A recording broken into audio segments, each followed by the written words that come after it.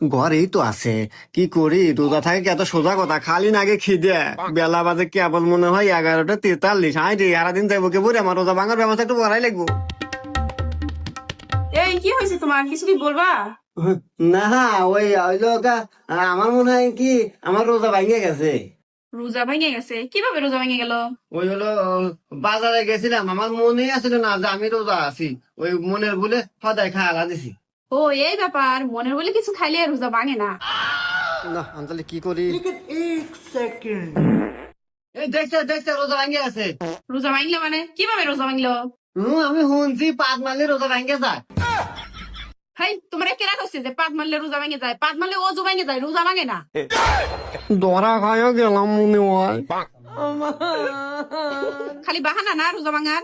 এই শোনো, রমজান মাসের প্রথম শুক্রবার, প্রথম জুমা, যাও নামাজ পড়ে আসো। খেল খায়া গেলাম মনে হয়।